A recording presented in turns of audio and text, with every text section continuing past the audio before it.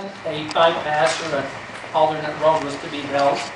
There's already been some postponing and so forth, and so, anyway, there was some discussion, and talking to Doug, we felt like they were kind of acting on it like the county had no part or no say in that. And as we look at the agreement, I think we do. So an update on what that's doing, and of course we've got the ongoing to finish out that conservation easement and so forth. So Doug, will you go ahead and on what's going on there and some of the issues that might be coming up? And you said everything I was going to say. Sorry.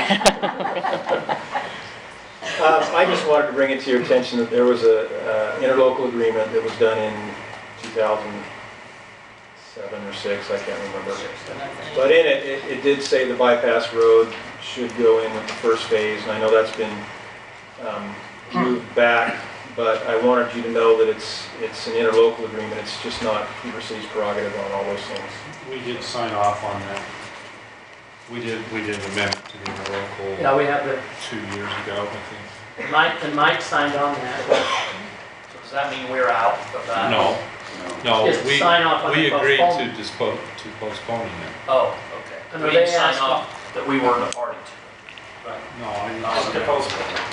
Was that the first addendum to the interlocal agreement? I thought it was a second. It says Second Amendment. Second is the trails, so I assume the first one must have been that. And then Scott, we Yeah. talked about the conservation easement thing on 8/19, and you were going to work, we continued that to a future date until you were ready. Do you have any update on where we're at on that? I met with Todd Case, and I think Doug even met with us. We went through some of those issues that I brought up. They realized they need to work those out with Heber City. Most of them are Heber City issues, and he said he was going to do that and come back to us. We've not heard from him since. So we're still So I think continued till we're Heber ready. City's still working at it. We can call up and push them, but, and maybe we'll look at just meeting with Heber City ourselves and go that route. Mike, is this something we need to bring up? I know Mayor McDonald requested that we have another joint meeting here in a while, ASAP, whatever. He's got a few issues. This wasn't on it. Maybe this is something we ought to put on that meeting. You I think that'd be great. just get their feeling and say we need to know where this is at. Be aware that you can't make this decision alone. We're party to that agreement. Does that cover what we need on that, Doug? Yep, as long as you be aware of it. You had a question. Yes. Are you talking about the eastern bypass? The one that, that would go over and down into Valley Hills and then out. Oh, so you're not talking the one that's going through Wasatch View Acres? No. This would tie onto Mill Road. No, it won't go through Wasatch View. Okay, because I thought Separation it that out. Jay had Well, at one point we looked at that, but no, but they'll come off of, where Stone Creek used to be. yeah, well, wherever it goes. I didn't think Stone it was Creek is Stone bordered Creek by the either. bypass road, and that's kind of what brought this up, is Stone Creek was wondering when that's going to be built because it borders them, and no one really knew. At the time the amendment was done, they were in default, and there was no defined owner of the property.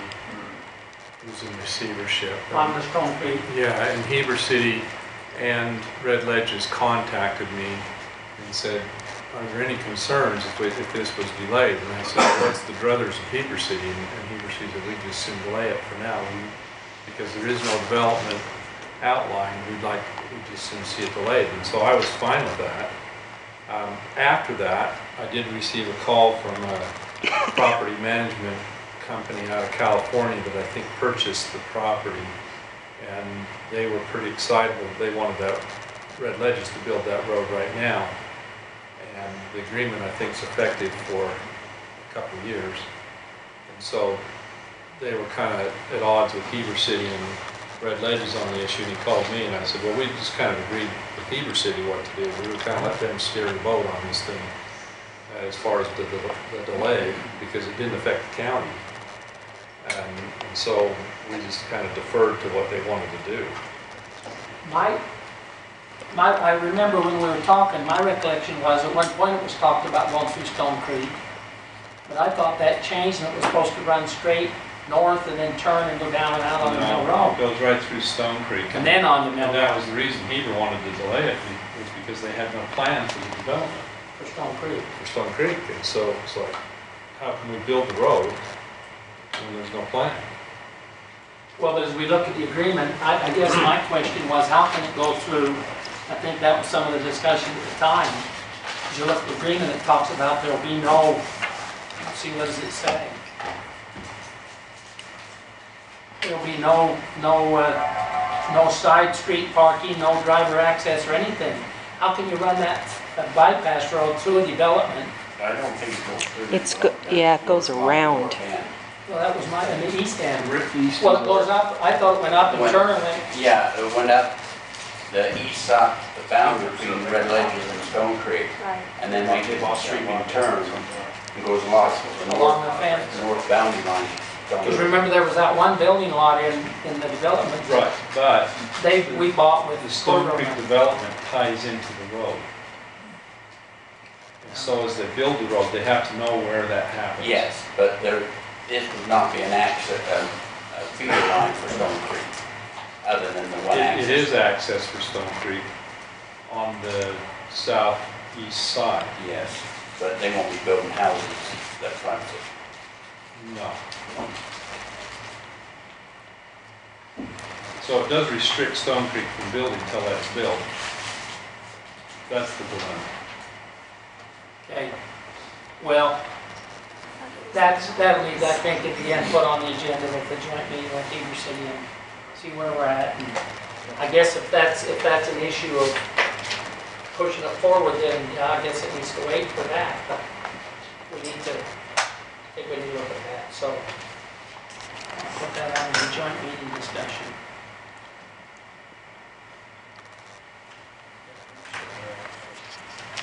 One other item it's one on council board report, but I'm going to bring it up now because while Doug is still here,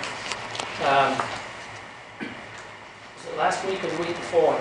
Affordable Housing Board went over to Park City and we toured a development over there, one that was put in by Rory Murphy. I don't know how many of you know Rory Murphy. He's running for Park City Council and I hope he wins. I think he's thinking right as far as I'm concerned. But anyway, he put in development. The name of the development was Silver Star. I don't know whether any of you are familiar with Silver Star. But of course, under the Park City Code, he was allowed as a developer, or he was required as a developer to put affordable housing in his development, based on, I think, a 10% formula they have in, like we used to have in ours. And so, as he put that development in, what he's done, I think, is wonderful. They built right in the middle of their development. These are pretty high-level homes. Most of the homes in the Silver Star development are second homes. Some pretty high-level stuff. Part of it, well, that's maybe another development, but anyway. They put in right in the center of their development, which is the commercial area, the ski lift dumps right to the edge of them. They put in 2 buildings. And those are both affordable housing. And I can't remember how many, something like 21 units or whatever. Do you remember, Rick? Was it 21? That's what I remember. There's some 2-bedroom units, 1-bedroom unit, and some studio apartments. And those are owner-owned. And we were there, the end of September. It's dead.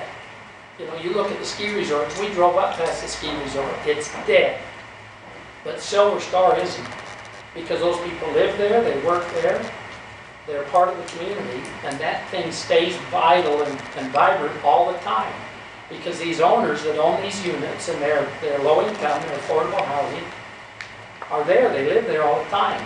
And they respect what they've got, they want to keep it active, and so even when the resort is under slowdown times like we are right now, in their summer season and skiing, there was people all over while we were there, in and out, doing things and whatnot. And as we talked about it, looked at it, the Affordable Housing Board, you know, I guess is suggesting that we need to take a look at some things like this. As we look at some of the development that's going to go on out in the Jordanelle as that moves forward, some of those are going to require affordable housing. They're going to require a lot of workers. And I think it's something to really look at, as we look at our code, and we're talking about what we need to add into the code to be able to provide the affordable housing that's going to be needed for all these incoming workers. I think this is something that we ought to look at. And Doug and I, and Rick, I guess, talked about it after. We thought it might be a great idea if we could go as a county council and look at this development, give us some ideas, kind of see what it is. It's right in the middle, there's a restaurant across, actually the film festival building is between the two buildings that they built. So there's a lot of stuff going on, but these owners are there all the time. And they kind of keep it vibrant and active. So what do you think, council? Do we want to try to set up a tour, those that can go? Rory was very accommodating. We had, he's made arrangements with a couple of the tenants, and we went in and looked at their units so we could kind of get an idea what they were like. We went in a one-bedroom, and we went in a studio apartment. Mr. Chairman, I think that'd be great, I'd like to go. Let me propose, and I don't know, maybe that's too soon, or maybe he couldn't then, but we've got this joint meeting with Summit County next Thursday. I don't know whether we could tie it in and do a part of that, go there and then over. Next Wednesday, isn't it? No, I'll talk about that. It's, our preferred date was the Wednesday, but we offered this Thursday as an alternate date, and that's the one they picked, that's the one they picked. So hopefully that works for us, so we'll talk about that later.